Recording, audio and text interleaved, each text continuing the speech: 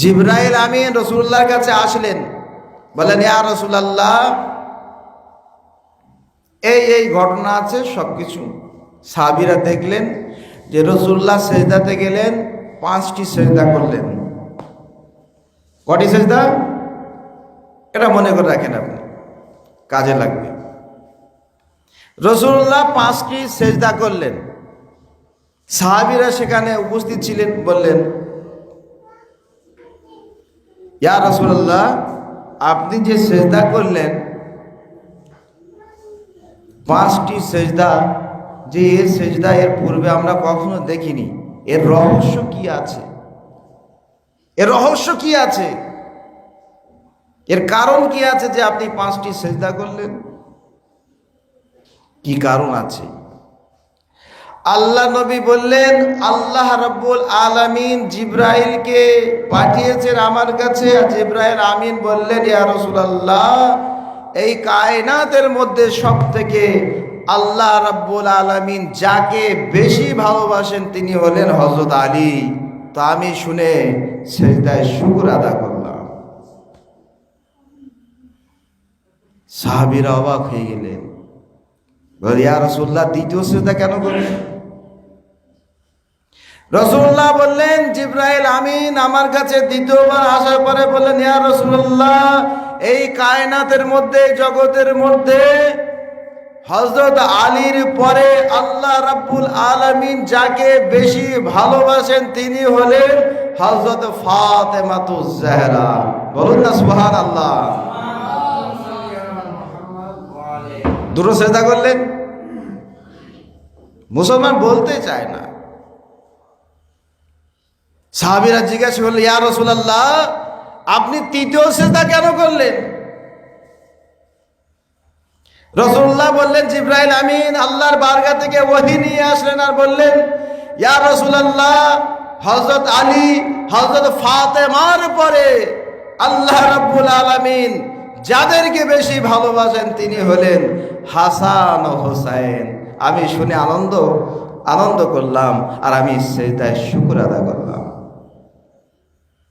আচ্ছা, এই 3টি তো সেজদা রাসূলুল্লাহ করলেন। এবার বলুন চতুর্থ সেজদা আর পঞ্চম সেজদা এখন দুটো বাকি আছে। এবার সব সাহাবীরা আছে, তাদের অন্তরে ভেসে উঠতে পারে যে হয়তো রাসূলুল্লাহ এবার আমার নাম নেবেন। রাসূলুল্লাহ আল্লাহ হয়তো জিবরাইল আমিনকে পাঠিয়েছেন, রাসূলুল্লাহ আপনি বলুন আমি অমুক সাহাবীকে ভালোবাসি, কি অমুক ব্যক্তিকে ভালোবাসি। সবাই অবাক হয়ে আছে, তাকিয়ে আছে রাসূলুল্লাহ কি বলবেন এইবার। আর তো কেউ নেই রাসূলুল্লাহর পাশে, কাকে বলবেন? রাসূলুল্লাহকে জিজ্ঞাসা করা হলো ইয়া রাসূলুল্লাহ আপনি চতুর্থ সেজদা কেন করলেন? আল্লাহু আকবার। রাসূলুল্লাহ বললেন জিবরাইল আমিন আল্লাহর বারগাহ থেকে ওহী নিয়ে এসেছেন আর বলছেন ইয়া রাসূলুল্লাহ এই কায়নাতের মধ্যে আল্লাহ রাব্বুল আলামিন হযরত আলী, তারপরে হযরত ফাতেমা, তারপরে হযরত হাসান আর হোসাইনকে ভালোবাসেন। তারপরে যাকে পরবর্তীকার আলম ভালোবাসেন তারা হলেন যারা এদেরকে ভালোবাসেন। কাদেরকে?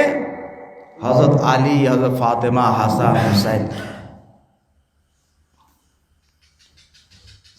তাই আমি রাসূল সেজদা করেছি। সাহাবীরা তাকিয়ে আছেন, ইয়া রাসূলুল্লাহ আচ্ছা বলুন পঞ্চম সেজদা কেন করলেন? এত সময় তো ঠিকঠাক ছিল মোটামুটি, কিন্তু পঞ্চম সেজদায় যাওয়ার পরে ওখানে অবাক হয়ে যাচ্ছে, কার নাম নিতে পারে, কাদের কথা রাসূলুল্লাহ বলতে পারে। মহব্বতের কথা বলছে এটি। আল্লাহর দরবারে আল্লাহ রাব্বুল আলামিন কি চেয়েছেন এনাদের কাছে?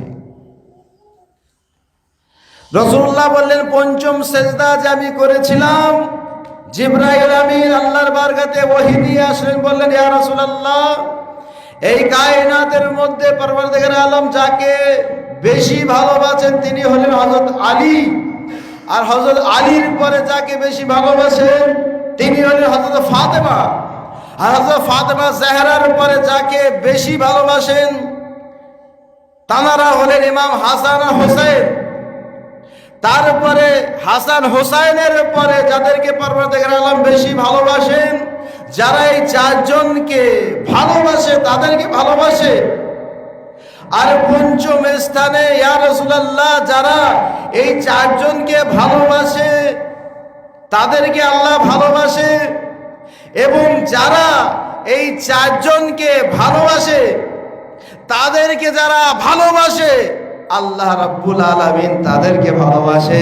এই জন্য আমি রাসূল পঞ্চম সিজদা করলাম। সালাওয়াত মুহাম্মদ।